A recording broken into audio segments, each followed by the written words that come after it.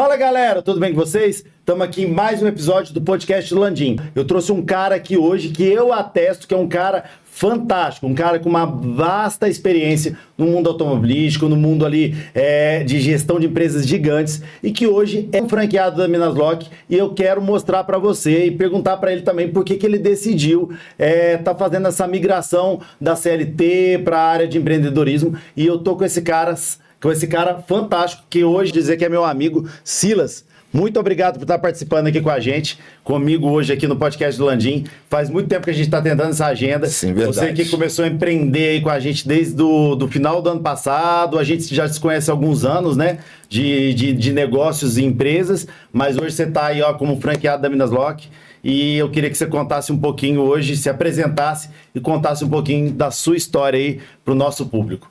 Bom, primeiro eu quero lhe agradecer, Landim, por essa oportunidade, né? A oportunidade de estar aqui, oportunidade de ser um franqueado.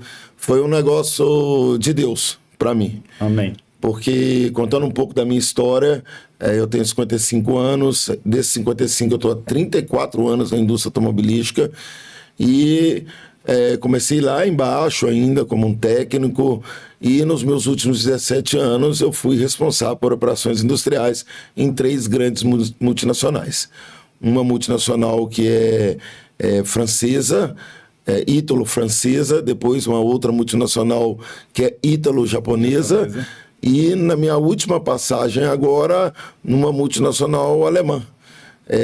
Então isso me deu muita bagagem mesmo para um dia eu empreender. E eu sempre sonhava, eu queria ter um negócio meu, eu queria ter um plano B para mim e para minha família. Eu sou muito família, eu tenho uma esposa, tenho 3 filhas, 2 das minhas filhas se formaram agora mesmo, uma engenheira civil, a outra cirurgiã dentista, né? E uma gêniazinha lá de 16 anos, que a gente não sabe o que vai ser ainda, mas eu sei que vai ser sucesso. Com certeza. Porque Deus está no caminho dela também. Sempre. Mas um pouco mais da minha história, né? Eu comecei na parte sempre de gestão na área industrial, na área de produção. Eu sou engenheiro industrial mecânico, também sou técnico mecânico. E eu tive grandes mestres para me ajudar.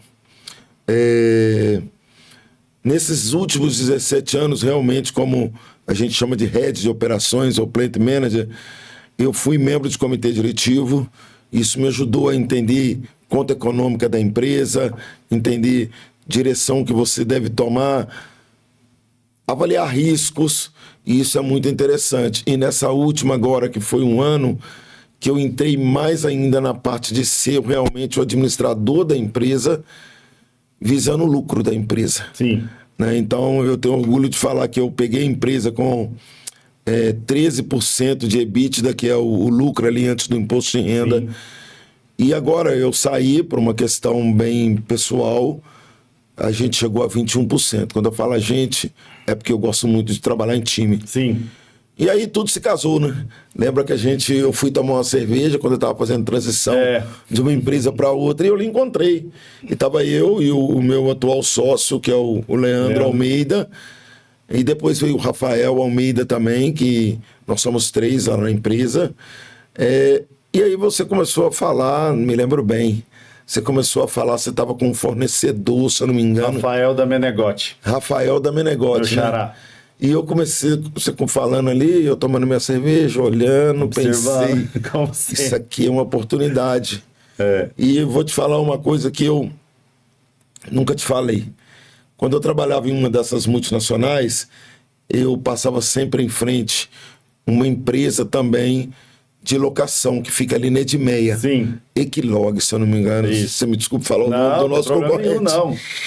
E eu falava, olha, como as pessoas têm ideia, né, empreendem alguma coisa, e eu aqui, há anos pensando, como eu vou criar o plano B para minha família e eu.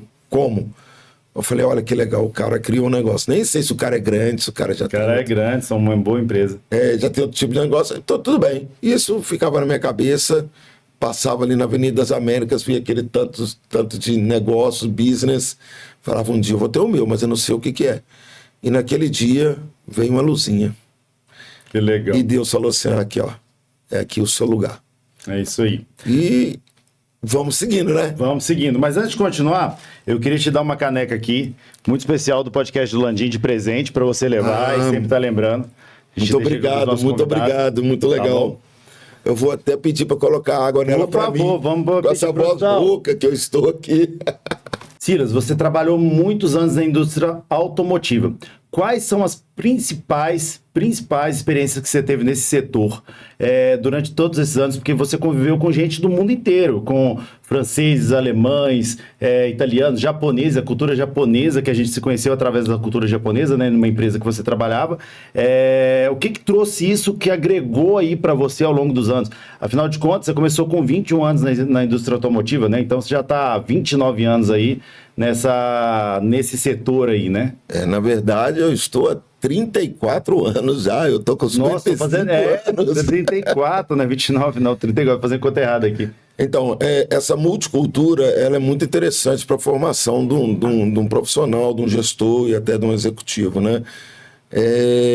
Porque você vai pegando ali o que é de melhor e vai aprendendo. Então, uma coisa que é muito fixa na minha cabeça são 3 coisas, na verdade, nem é 2. Uma é trabalhar em time, certo? Porque juntos a gente faz mais. Sozinho a gente não chega em lugar nenhum. Fatal, né? A outra coisa que a gente chama de ownership é você ter que se sentir dono daquilo que você está ali no comando ou até mesmo contribuindo. Então, em tudo que eu faço, eu tenho um senso de dono. Então, se eu estou na empresa dele, até eu desperdício alguma coisa, eu sinto como se fosse no meu bolso. Porque ali há todo um esforço para fazer o negócio funcionar.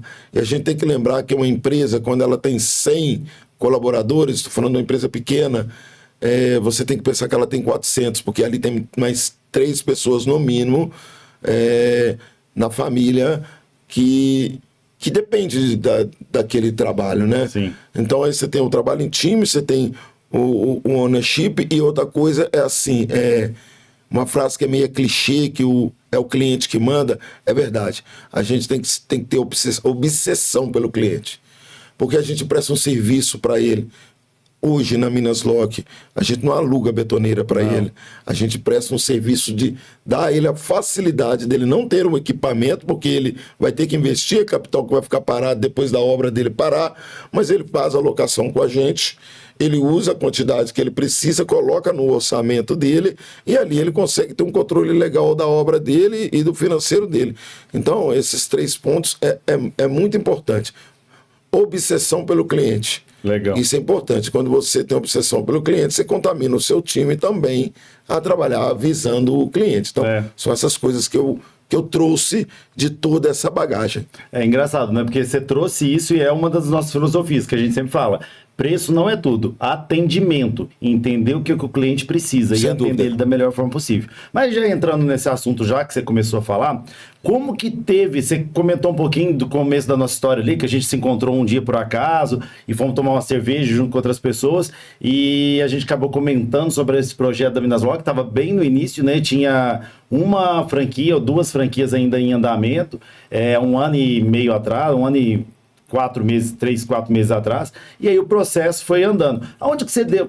Qual foi o start ali? Você buscou entender, sair da CLT para ir pro empreendedorismo? Você ainda continua na indústria automotiva, mas você no começo falou assim, olha, é um projeto de família, entendeu? Isso aqui é um projeto de família e é um dos... E de todas as franquias que a gente tem, é um dos projetos que mais dá certo, entendeu? A sua franquia, você sabe, tanto é que você está aqui, que é uma das que mais dá certo na nossa rede hoje, que a gente está com quase 50 unidades já espalhadas pelo Brasil, entre fazendo, já montadas e atuando, e as outras para iniciar a operação, mas você é um dos grandes destaques desse ano, desde quando vocês começaram. Mas como que foi esse start aí? Você disse que passou, que viu, queria sempre tinha um sonho do empreendedorismo, mas travava, né? Ficava com medo, como é que foi isso? Então travava no medo, né? Travava no medo, porque quando você está ali na CLT, você tem o salário, então você pode fazer seu orçamento, você tem benefícios bons. Na minha carreira, acho que mais da metade da minha carreira, os meus benefícios eram top, benefícios grandes pela posição que eu ocupava, mas o estalo ali foi: você tem que criar um plano B para sua família no futuro. porque você pode ter um salário desse tamanho, mas nós sabemos que na realidade do nosso país, se você aposenta, ele é desse tamanho. É desse tamanho. E a gente sabe também que quando a idade da gente vai passando, a gente tem necessidades que hoje, infelizmente, a aposentadoria no nosso Brasil não consegue cobrir, principalmente na parte de saúde. E se você viver uma vida inteira com coisas boas, tendo coisas boas, podendo viajar, tudo mais. Não quero ser soberbo falando que é somente isso que é bom na vida. Mas faz parte, porque com certeza. Você tem que estar bem mentalmente para fazer as coisas, né? E o estalo foi ali no... Falei, isso vai dar certo. E o meu sócio também queria muito. Ele chegou a um ponto que ele pensava, eu quero trabalhar para mim, não quero mais trabalhar para os outros, eu quero colocar as minhas ideias, os meus conhecimentos, as minhas habilidades em prol de mim, da família dele. Ele também tem uma família, né? Então o estalo foi ali, e foi uma coisa automática. Quando você saiu, né? Você saiu com o Rafael, ele já veio até mim, minha cabeça estava borbulhando. Falei, nossa, vai dar certo esse negócio, vai ser legal. Aí ele falou assim, Cira, você ouviu? Eu falei, eu ouvi. Nossa, o que você achou? Isso é legal? Leandro, eu já estava pensando. Você topa? Topo. Ele ainda não tinha saído da empresa. Não tinha saído da empresa. Ele estava lá dentro ainda. Topo. Falei, Leandro, eu saí, eu tenho uma reserva. Ele, não, então vamos já levar a ideia para frente. E acabou que combinou que ele também saiu. Aí foi quando a primeira vez, falei, Rafael, topamos, vamos entrar. E nós fizemos uma reunião. Primeiro eu fiz uma sozinha, sim, porque eu pensava em ser só eu. Aí depois eu levei ele, você até falou, só abre se for vocês dois, para vocês somarem as competências. E aí nós tivemos a ideia de chamar também o Rafael, porque o Rafael também tem uma história longa na Honda, né? Na empresa dele eu posso falar, a minha eu não vou falar. E aí juntou, né? Estratégia, financeiro, operações, que é o Leandro, comercial. Falei, não, ali vai dar certo. E daí nós seguimos em frente.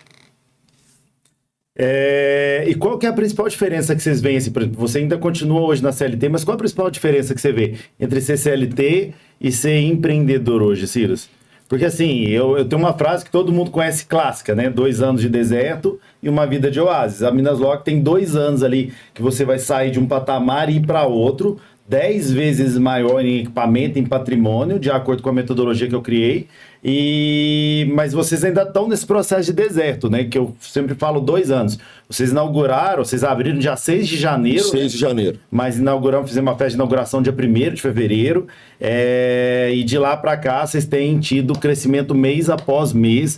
Qual que é essa ideia? E qual que foi a principal diferença ali? Porque vocês ainda estão no deserto, embora o seu deserto, a gente já conversou sobre isso, já falou, seu deserto, os seus 2 anos não vão ser 2 anos, deve ser em torno de 1 ano e meio. 1 ano e meio. Porque vocês estão fazendo tudo religiosamente certinho, estão crescendo de uma forma bem bacana. Bom, me conta aí. Então, a diferença entre você ser CLT e ser empreendedor, que também foi uma das premissas e missão que eu e o Leandro colocamos, é que a gente pode aplicar as nossas ideias com liberdade. Sempre ali, observando, né, as regras, os estatutos da franqueadora. Mas dentro da indústria automobilística, nem tudo é flores. Você passa por situações pesadas, mas que você tem que ter ali inteligência emocional para seguir em frente. Nem sempre eu tinha, para ser bem sincero. Eu mudei muito na minha vida, e você sabe disso. Sei.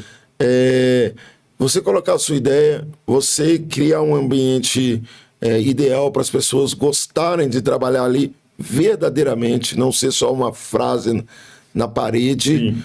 E não é nem a questão de não ter chefe, é normal ter, né, uma pessoa ali que te indica os caminhos, mas é você dar os caminhos e fazer tudo que você aprendeu de certo e eliminar tudo aquilo que você viu de errado.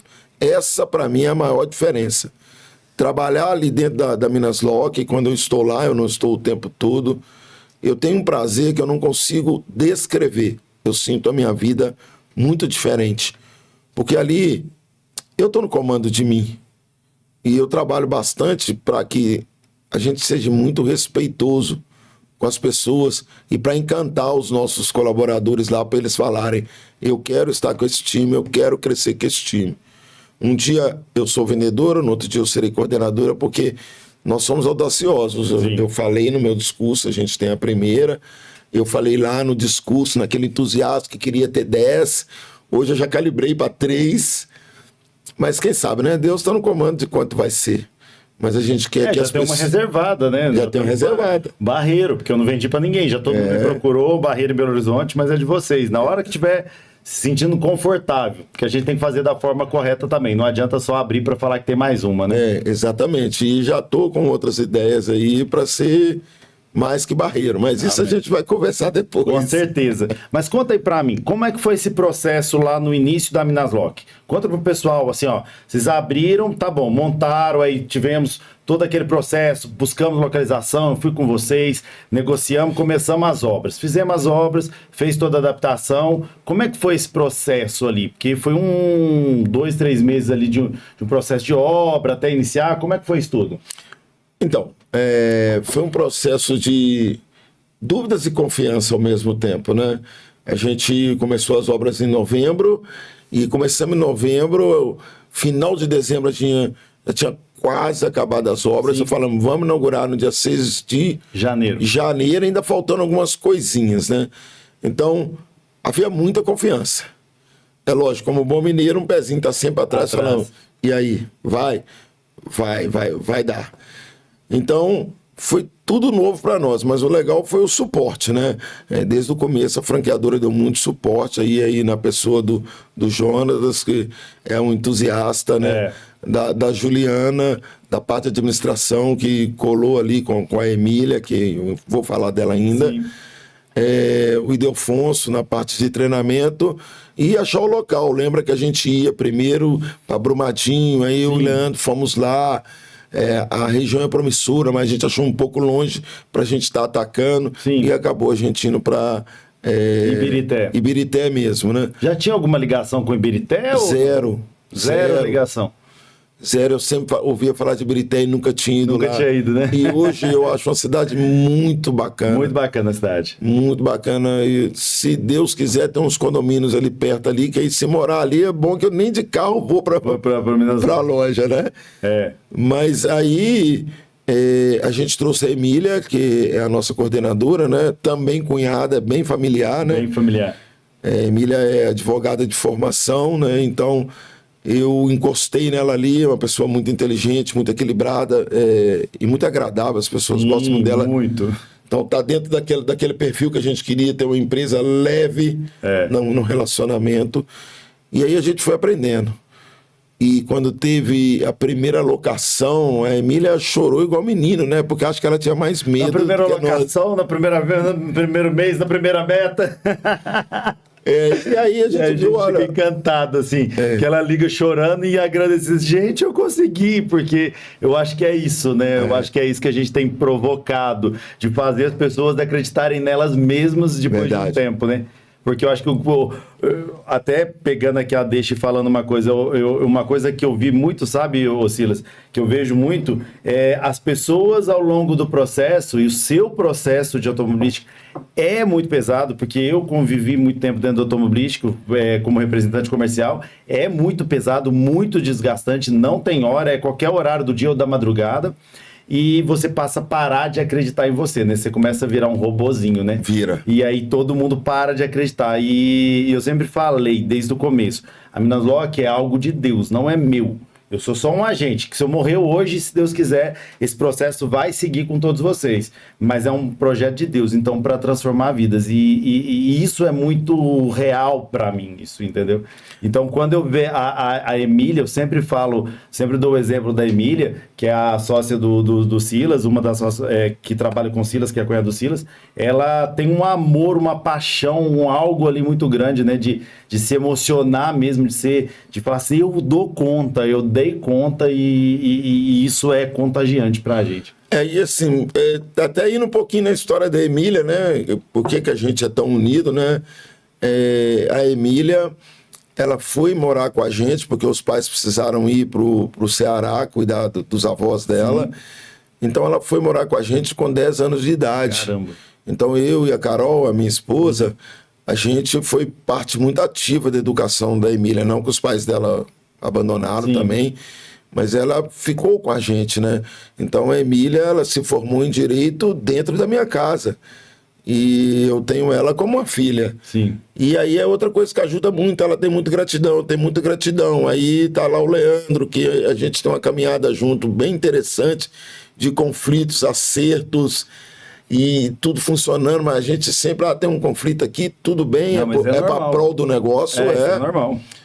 Quando eu falo conflito, não é briga, é tipo assim, não, nós discordamos, e discordar é legal, porque discordar nasce uma nova ideia, né? Então, e o Rafael também, com a calma que ele tem e tudo mais, para ser o ponto de equilíbrio entre eu e o Leandro, que somos dois canhões quando a gente quer as coisas. Então, toda essa união fez com que a gente trabalhasse junto, trabalhasse em time, que é aquele valor que eu falei agora mesmo, Sim. que eu trouxe das minhas experiências. E aí, a gente vai seguindo, vai conquistando aos poucos, a gente já vê um pouco outras parcerias que a gente tenta fazer, seguindo ali o que a franquia está nos ensinando, e a gente, em 8 meses, a gente atingiu o break-even, que é o ponto de equilíbrio. Ou seja, a loja é capaz de pagar as contas que a gente fez, porque o começo é duro, você tem que comprar ali os equipamentos, tem que pagar a construção, tudo, e isso tudo vira dívida. Mas você vê ali que naquele mês as suas despesas se igualaram às suas receitas, falou, pô, a receita é certa. 8 meses é um tempo curto. Muito curto. E agora nós estamos trabalhando vamos aumentar as vendas para ficarem maior que a receita, falando da maneira bem simplista, e gerar o lucro. Sim. Mas de uma forma também, quando você está falando desse ponto de equilíbrio, na verdade você está colocando também, até para o pessoal entender, todos os custos que você tem, todos os investimentos desses 2 anos de deserto, né? Exatamente. Porque hoje vocês, pelos números que eu vejo lá de vocês, vocês já têm quase 5 vezes mais do que vocês tinham em janeiro em patrimônio, de tanta coisa que vocês estão comprando. Com certeza. E hoje não tem equipamento nas lojas, né? Tá tudo zerado, né? Com certeza.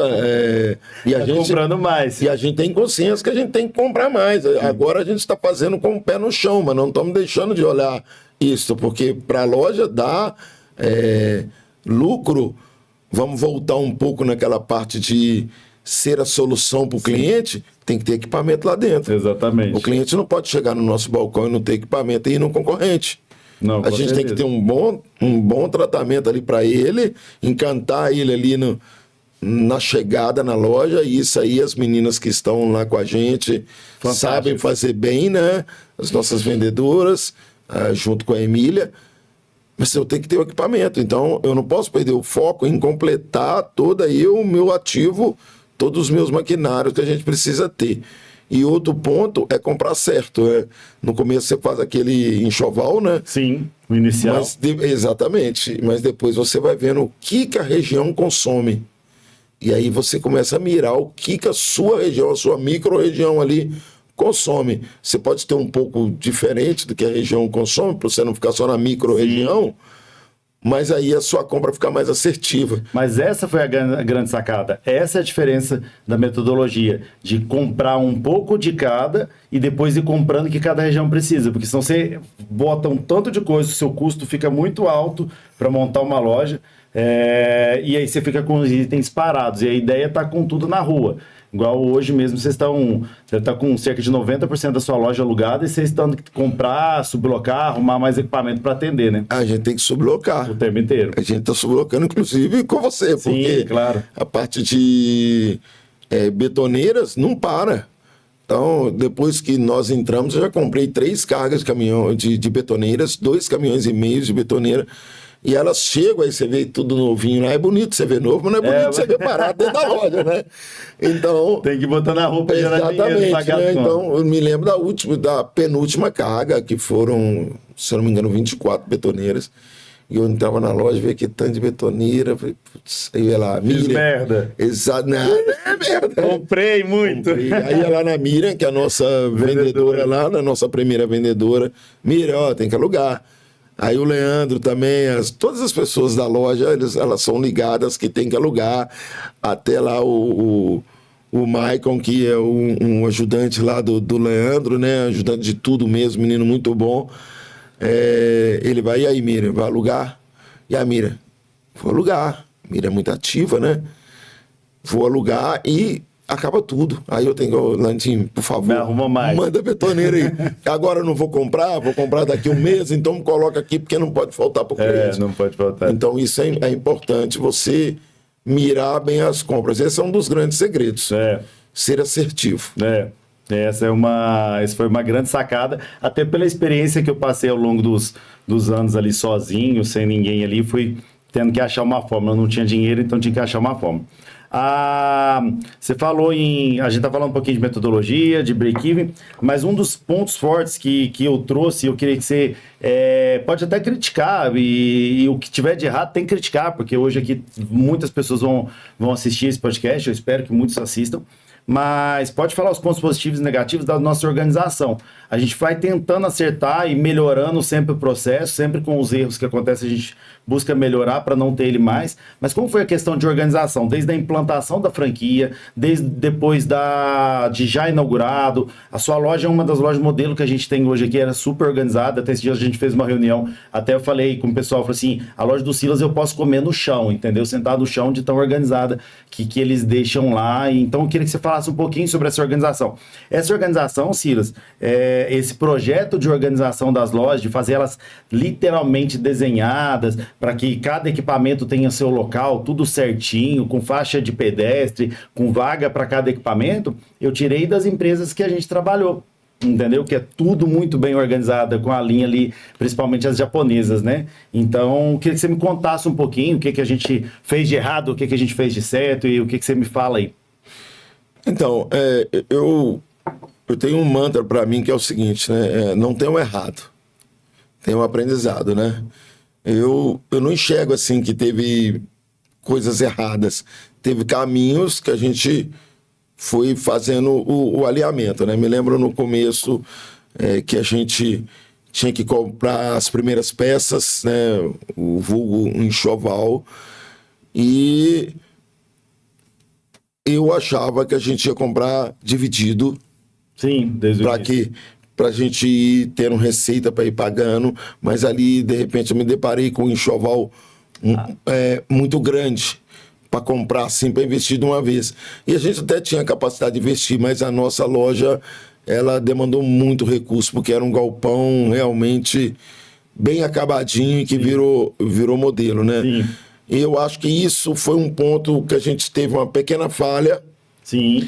De não conseguir ali sacar bem que a gente ia gastar muito no começo, né? Aí quando eu falo eu, é nós, eu como franqueado e vocês como a franqueadora, né? A gente viu aquele galpão aos pedaços, achamos que a gente só ia dar uns toquezinhos, não foi, a gente teve que basicamente reconstruir ele internamente, e aí na hora do enxoval eu falei, agora não tem esse dinheiro todo, não tinha, era verdade.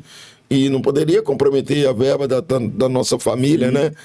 E aí entrou uma negociação, então houve ali um desacerto, mas houve um acerto rápido, que foi, não, peraí, vamos negociar com os fornecedores, a gente conseguiu dividir.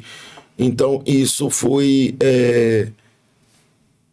um desacerto. Sim.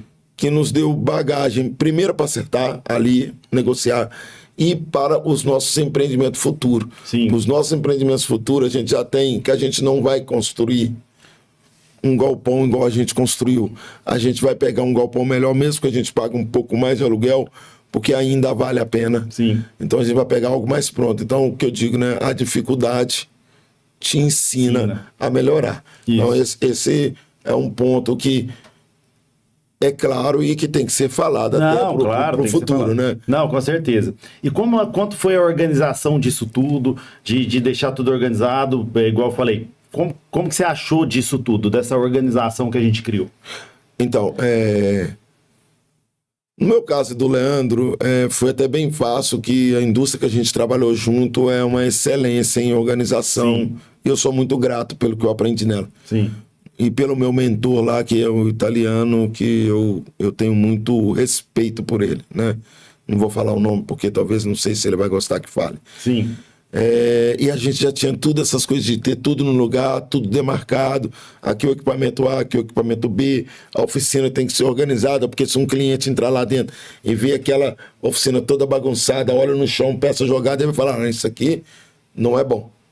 Né? Então a gente já tinha isso. E você também viu isso, né? Se você passava nessa empresa como representante. Sim. E aí eu achei legal vocês estarem seguindo isso, porque facilitou para nós, olha só, nós estamos comprando um negócio que está alinhado com o que a gente gosta, com os nossos valores. Tudo organizado. Tudo organizado. E ser organizado é a base de tudo. Se você é desorganizado, não vai funcionar. Não, exatamente.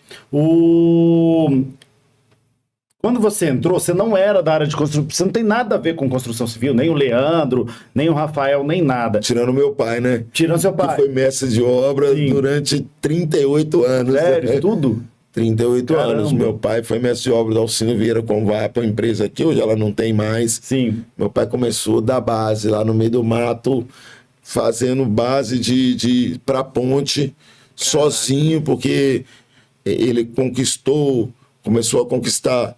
É igual o gás subir, porque, se me permite, eu vou contar essa história, porque contar. É meu orgulho.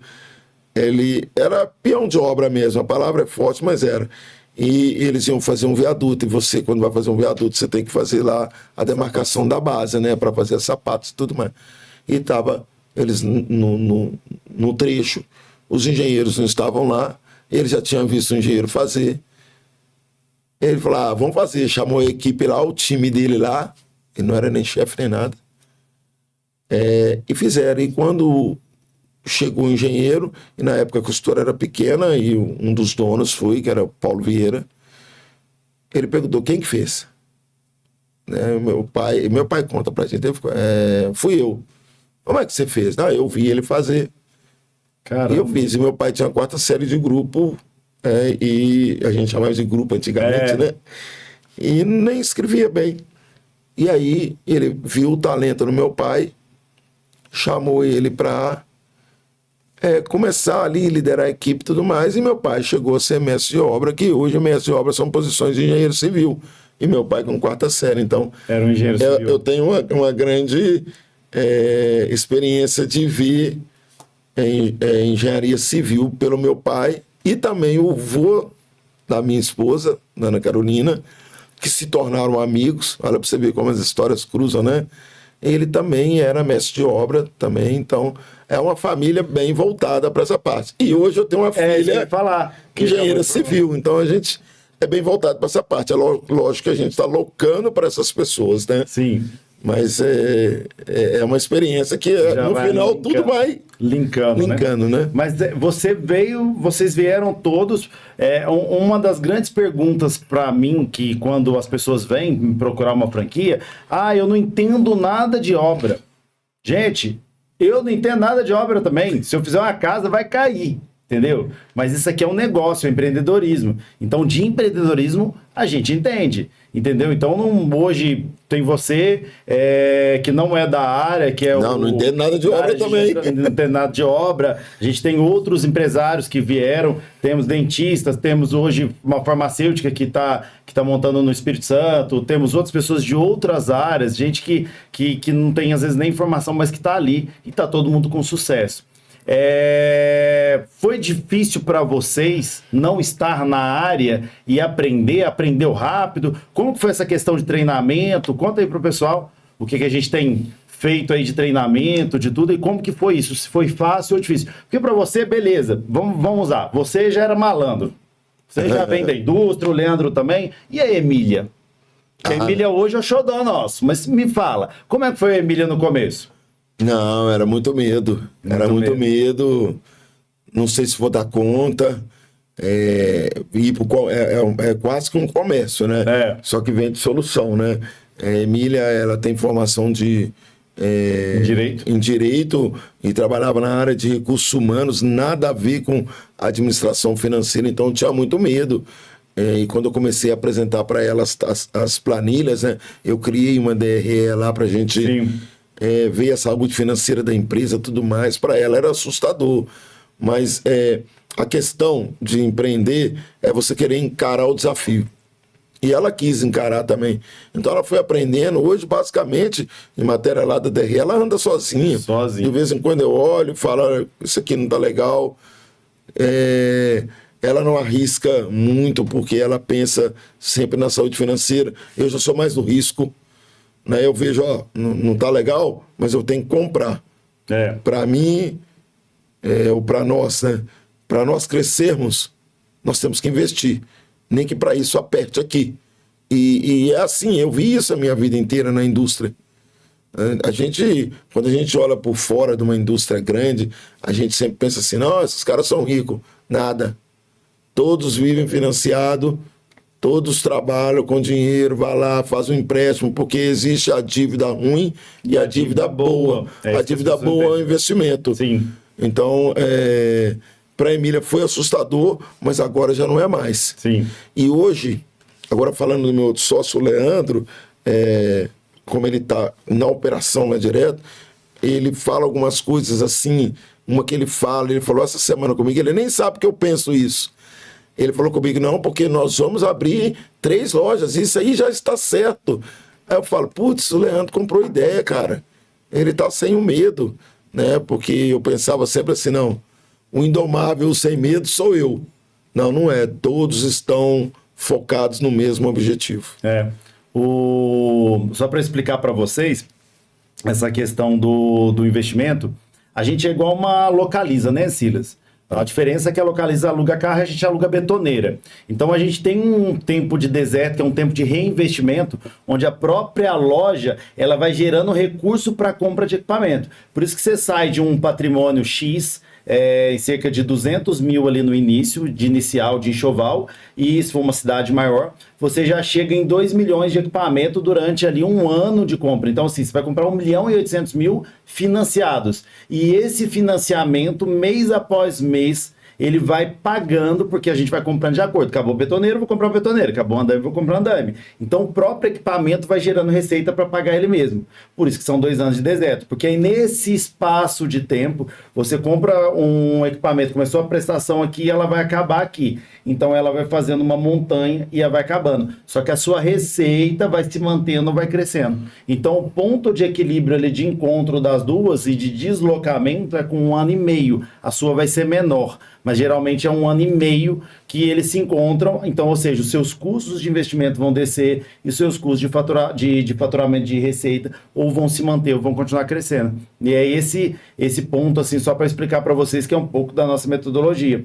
Então, quando o Silas fala, tô comprando, é porque ele ainda tem menos de 1 ano e meio. Até 1 ano e meio ele vai comprar muito. Depois ele vai dar uma parada, que ele deve dar uma estabilizada e as contas automaticamente vão cair. Só que aquele patrimônio é dele.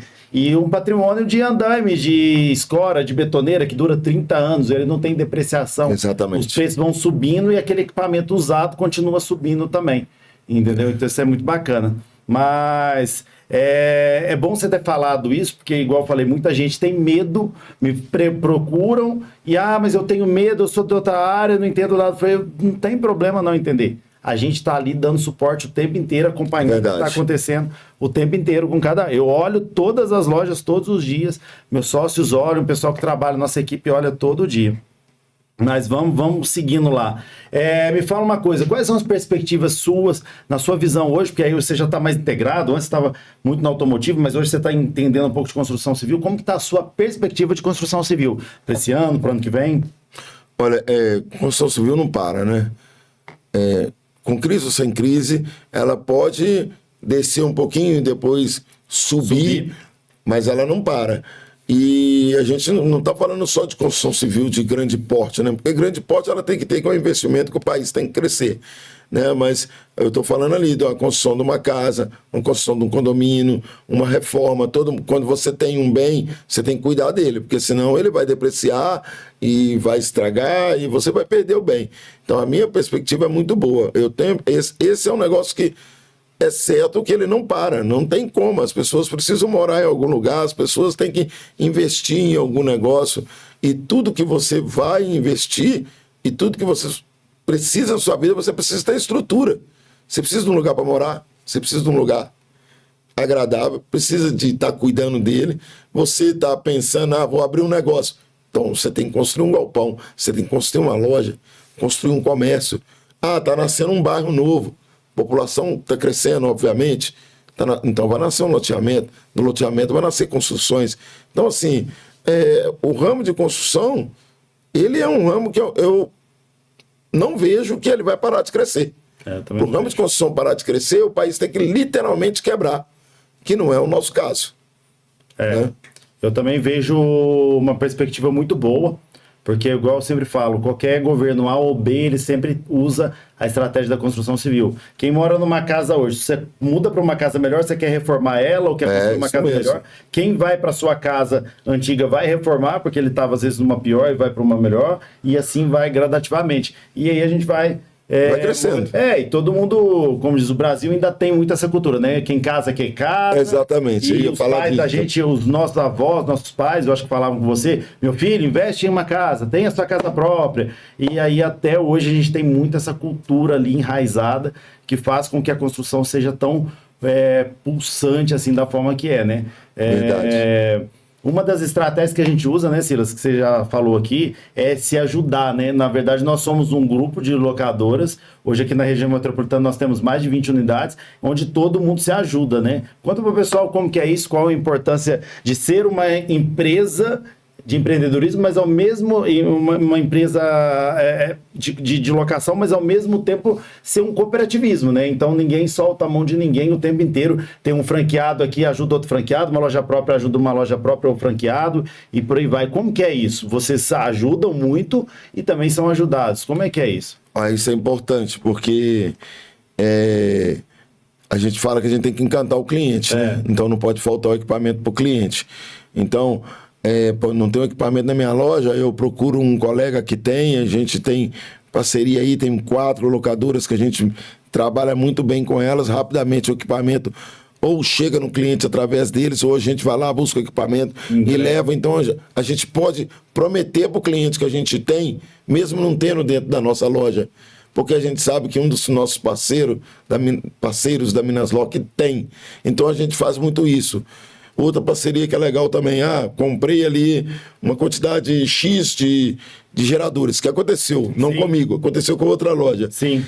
E o cara viu, isso... Comprei demais. Comprei demais, não é o foco aqui da minha região, mas era o foco da minha. Aí ele ofereceu, falei, não, eu vou aí e comprei. Eu comprei dele, ele me deu os prazos, eu comprei dele e a gente se ajudou.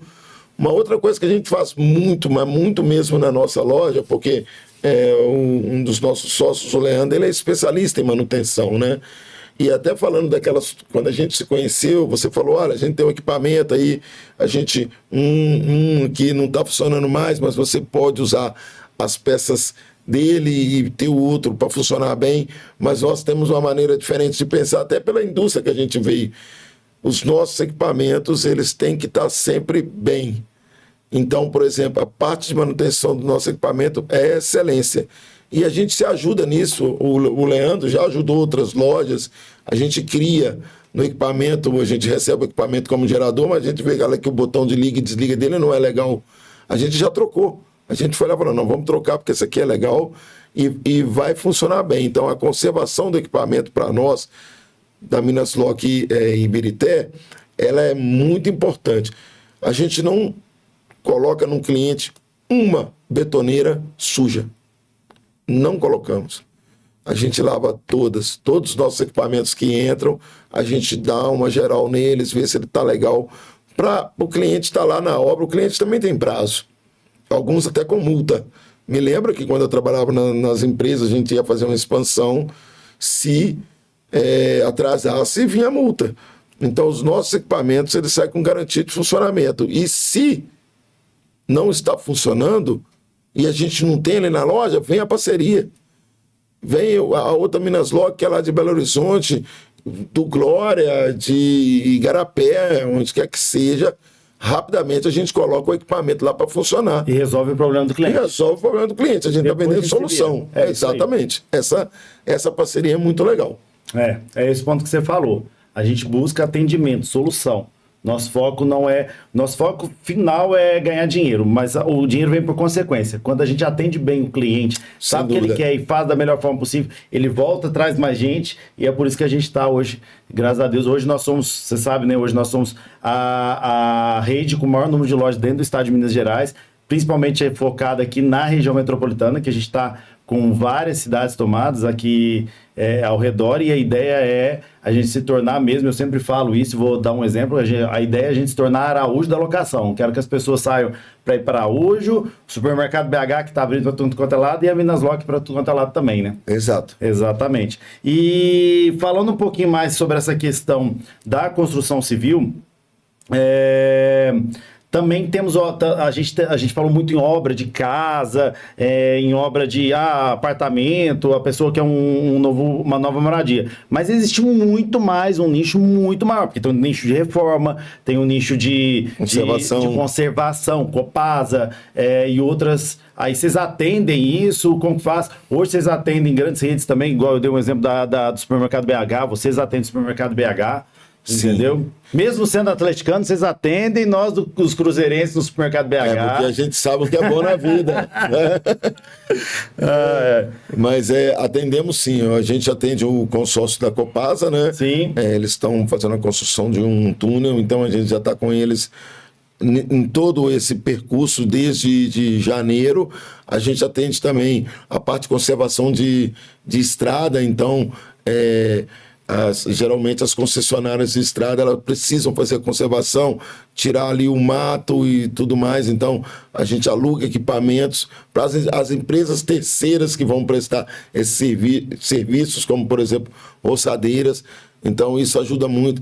A gente inclusive já alocou até para uma pessoa que vai limpar um sofá, que é engraçado, né? Não é construção, mas nós temos os equipamentos a parte de limpeza também. De limpeza que vai ajudar, né? Também pintor, né? O pintor precisa do andaime, ele precisa lá de um compressor. Então a gente atende, não é só na gama de construir casa, é na parte de prestar um serviço para quem presta serviço na área de construção civil, conservação, estrutura. Então isso é muito legal e isso também faz a gente mirar a nossa compra de equipamento, faz a gente mirar as nossas estratégias de crescimento. E vamos falar em números então, se você puder falar. Como é que tá lá? Como que foi desde o começo? Como que foi essa metodologia? Hoje vocês vão inteirar 9 meses praticamente de loja aberta agora. Como é que foi o processo? Mês após mês, vocês foram crescendo um degrau de cada vez. Hoje vocês já estão na casa de R$100 mil de faturamento, depois de 9 meses, com uma gama de equipamento 5 vezes maior do que vocês tinham inicial, pagando essas prestações mês a mês. Ou seja, daqui a alguns 6, 7, 8 meses, muitas prestações já vão acabar, onde você vai comprar mais. Como é que está sendo isso, esse faturamento? Você que é um cara de gestão, um cara que faz uma DRE, que tudo, embora ajudou a gente, inclusive, a estar colocando muita coisa dentro do nosso próprio sistema. Me explica aí. Então, me lembro, vou puxar os números pela memória, né? São 9 meses de número. Eu te ajudo, Então, no primeiro mês, nós começamos ali em janeiro, né? Nós faturamos em torno de 6.700, e aí era a parte do medo, né? Sim, porque foi pouquinho o primeiro mês, né? 6.700, só isso. Aí o segundo mês, dobrou. Mais que dobrou, foi para 14 meses e a gente comprou 14 mil. E a gente comprou, na época, 200 mil de equipamento. Então a gente veio fazendo essa crescente. Quando chegou aí foi no mês 7 que eu falei, a gente atingiu o break-even com 88 mil reais. E ali a gente já estava com quase $500 mil de equipamentos já, ou seja, nós mais que dobramos a quantidade de equipamento. E foram 12 vezes mais se eu for comparar com o faturamento inicial, que era de janeiro. Sim. Então, ali já no entre mês 6 e mês 7. Em 6 mil você saiu, em janeiro, em 6 meses você saiu de 6 mil faturamento no primeiro mês, onde não tinha renovação, ninguém te conhecia, para 88 no mês de julho. Exatamente. 7 meses. Em 7 meses. Agora nós já estamos em torno de 110 mil. E da última vez que eu olhei, a gente já tinha mais de 600 mil reais de equipamento. Então a gente está indo numa velocidade bem rápida e surgiu até um medozinho agora. Nós vamos sair do 100? Não, vamos sair do 100 sim. Nós vamos sair do 100 como? Aí nós contratamos a Dayana, mais uma vendedora, que é importante, né? A gente chama ela de Lady Day. É uma menina calma, tudo mais, mas já pegou o jeito para a gente subir esse faturamento. E agora nossas compras, porque antes eu tinha que comprar uma montanha, agora eu já posso comprar menos com a montanha, eu já posso equilibrar o volume de compra para mim ir comprando para o faturamento subir. Sim. E eu conseguir. Vocês ainda vão ter compra ainda durante muito tempo. A gente dá uma paradinha agora por causa das chuvas, né? Os meses de janeiro e fevereiro são... Dezembro, janeiro e fevereiro são meses fracos, por isso que você começou um pouco mais fraco do que muita gente, mas logo depois de março já deu uma rampagem ali bem alta. Sim, e em dezembro, que é muito legal, a Emília que fez essa previsão para mim, nem fui eu, ela olhando o DE falou assim, Silas, novembro e dezembro nossas contas caem. Porque você já começou a comprar em janeiro, com 12 meses de parcela já começa a cair. Cai muito. E aí, a gente faturando, a gente já vai começar a ter sobra para reinvestir e começar agora a pagar dividendos. Legal. Né? Porque os sócios precisam dos dividendos. Né? Então, é por isso que são 2 anos de deserto, é verdade. Mas por isso que eu falo 1 ano e meio, porque é claro que a gente não vai pagar todos os dividendos agora, a gente vai fazer um reinvestimento. Sim. Vocês estão reinvestindo mês a mês, né? Toda vez que você paga lá 30, 40, hoje vocês estão pagando, sei lá, 50 mil de equipamento mês de prestação, você está ficando mais rico 50 mil, né? Você está sendo capitalizado ali para o patrimônio da empresa, e é algo que, se Deus o livre acontecer alguma coisa, preciso imediato fazer um dinheiro, você consegue fazer ali, vender pulverizado mesmo, você não precisa vender a empresa como toda, aquela burocracia. Mas nós não vamos chegar nisso. Não vamos chegar, se Deus quiser. Tem quem quer abrir 10, 3, 10, sei lá, tem muita coisa pela frente. E quais são os... E aí, só para a gente perguntar mais algumas coisinhas, a gente já encerrar aqui, mas quais foram os grandes benefícios, Silas, para quem quer ser um franqueado? Porque assim, tem muita gente que ainda tem um preconceito com franquia. Eu tenho dado alguns números nas minhas redes sociais e tal. Nos Estados Unidos, hoje, 40% do faturamento do PIB dos Estados Unidos, ou seja, mais do que o faturamento do Brasil inteiro em um ano, nos Estados Unidos é 40% do PIB, é de franquia. Aqui no Brasil é 3%, ou seja, a franquia agora que está pegando no Brasil, ela está começando a crescer, serviços estão começando a crescer. O que você vê disso, entendeu? O que você deixa de lição e se eu tivesse montado sozinho, eu vou montar uma franquia, quais foram os benefícios? Aí falando mesmo, da Minas Lock Brasil mesmo, o que a Minas Lock trouxe de benefício para você nesse sentido? Então, o grande benefício é que a ideia já estava pronta, experimentada. Isso. Como eu falando, os meus sonhos, eu querer e pensar o quê, a ideia já estava pronta. E ela estava experimentada. Então, isso aí, olha a quantidade de percurso que a gente já avançou rapidamente. Ou até pulou, no meu caso, que sou um franqueado. Então, esse é um benefício. Eu já tenho uma ideia campeã. Essa é a primeira coisa. Segundo, eu tenho acompanhamento, por ser uma pessoa nova dentro do negócio, que vai fazer a minha curva de conhecimento crescer e usar as minhas habilidades e as atitudes para a gente fazer ela funcionar. Isso é um grande benefício, porque você está investindo em algo que você acha que está certo.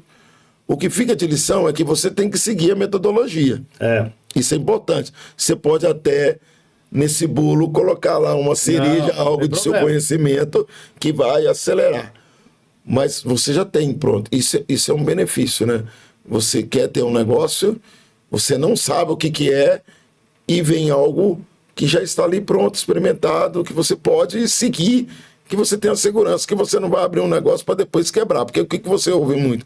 Tive a ideia e quebrei, tive a ideia e quebrei, tive a ideia e quebrei. E eu já não tenho mais espaço nem tempo para abrir algo para quebrar. Eu quero algo que seja campeão. No Brasil, 70% dos negócios quebram antes do 5º ano. 70%, segundo o Sebrae. Só que quando você fala em franquia, os números são absurdamente mais baixos. Entendeu? Por quê? Porque é um modelo, igual você falou, um modelo testado, onde tem uma metodologia por trás. E então, alguém já passou todo aquele problema, né? Eu igual falo com vocês, com tudo. Tudo que aconteceu, eu passei. Eu passei tudo que vocês possam imaginar. Entendeu? Então eu sei falar o que aconteceu.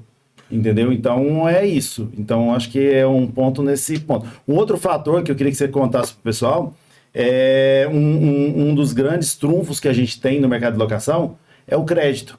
Entendeu? O crédito que é aberto através do momento de ser franquia, né? Porque ninguém consegue crédito sendo uma loja própria de início. Ninguém vai despejar um caminhão de betoneira para você assinar uma promissória e depois você vender elas porque elas não têm rastro.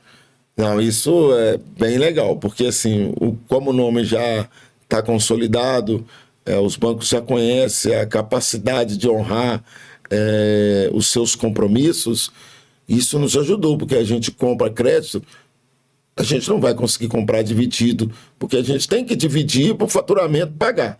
Né? Me lembro que eu fui na feira agora, na feira da construção. Sim. E aí eu fui em fabricantes lá que não nos conhecia, falou, não, o primeiro é à vista. O restante. Aí na sua segunda compra, você paga. Eu estou no início do negócio, eu não vou comprar uma carreta de betoneira à vista, eu vou literalmente descapitalizar o empreendimento todo. E aí, não, nós somos da Minas Lock e tal. Não, peraí, então vamos aqui, vamos conversar. Não, eu te vendo de 12 vezes, ainda te dou 46 dias para você começar a pagar. Põe 46 dias, eu já estou locando. 56. 2 meses. 56, 28 exatamente. 28, Aí... São as negociações que a gente tem. Aí ajuda, entendeu? Ajuda bastante. Aí também quando você vai num banco, né? Porque você tem que ir no banco inicialmente, quando você tem uma ideia nova, fala, vou investir nesse equipamento aqui. Então, eu vou comprar esse equipamento. Então, mas eu preciso de uma linha de crédito. É importante você ter linha de crédito, né? Para você não se descapitalizar. Você tem muita abertura. Isso tem funcionado. Nós trabalhamos hoje com 3 bancos, e nesses 3 bancos, por a gente ser Minas Lock, a gente tem a abertura de ter linhas de crédito bem interessantes. Não, legal. E aí eu queria que você deixasse uma mensagem final aí. A gente vai ter uma outra dinâmica aqui no finalzinho, mas queria que você deixasse uma mensagem aí. O que você está pensando sobre a franquia? O que você dá de dica aí para o pessoal sobre isso, sobre ser franqueado, quais os benefícios e por aí vai? Então, a dica que eu dou é, primeiro, se a ideia é essa, procure uma franquia que tenha isto que a Minas Lock tem, que seja experimentada, que já tenha uma receita de sucesso. Depois, transforme o medo em oportunidade de melhoria. É isso aí. O seu medo ele tem que te impulsionar, ele não tem que te travar. Se ele te travar, você vai realmente ficar travado.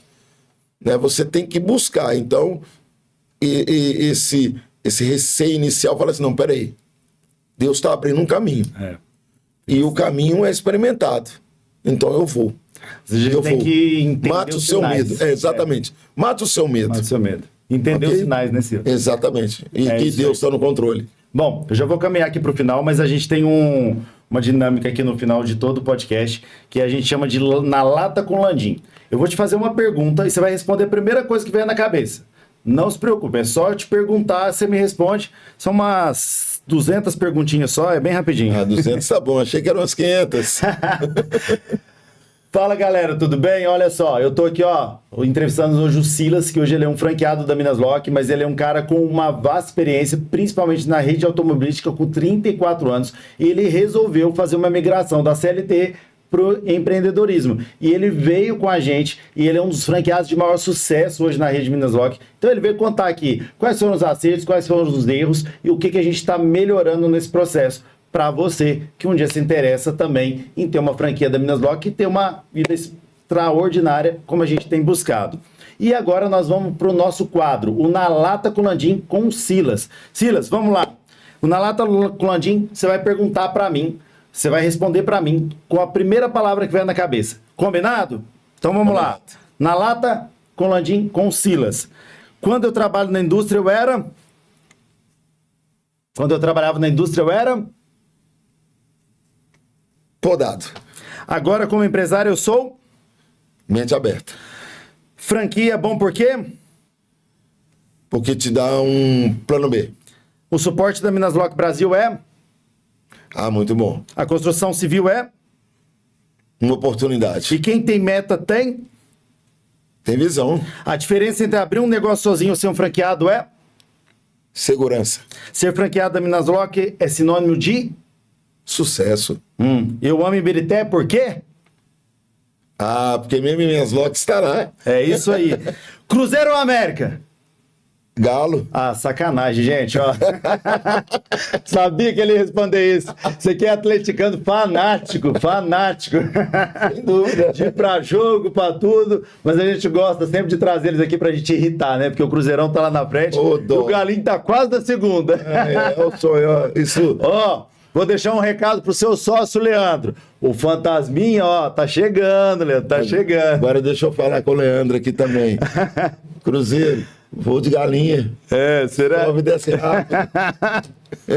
Olha, muito obrigado por você estar aqui. Muito obrigado por ter confiado na gente comigo Obrigado, nas lojas. eu que agradeço. Você sabe que a gente tá junto. Se Deus quiser, a gente vai ter muito negócio pra fazer pela frente. Com e certeza. se Deus quiser, daqui uns dias você vai ter só no empreendedorismo.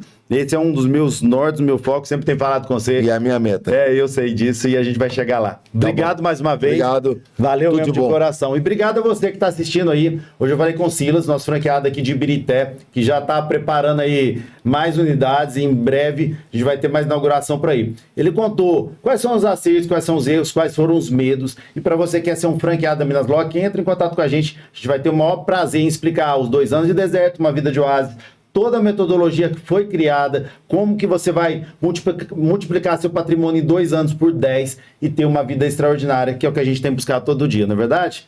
E aí, sabe o que isso acontece? Quando você conseguir isso, você vai ter o direito de escolha e não dar o direito de escolha para o outro, porque você vai escolher a roupa que você veste, o carro que você anda, a viagem que você vai fazer, os estudos e as oportunidades que você vai criar para os seus filhos, para a sua família, tá bom? É muito bacana. Vem conversar com a gente. Obrigado mais uma vez. Obrigado, gente. A gente se encontra no próximo podcast do Landim. Quer deixar uma mensagem para o pessoal? Deixa uma mensagem final aí, ó. Pessoal, pode acreditar. Dá muito certo. E como eu falei um pouquinho antes, transforme os seus medos em oportunidades de melhoria. Não tenha medo. Seja audacioso que vai dar certo. Silas tem 55 anos, tá te falando isso. Cara que tá reinventando. Não tem idade para ser feliz, para fazer o que é certo. Grande abraço, galera.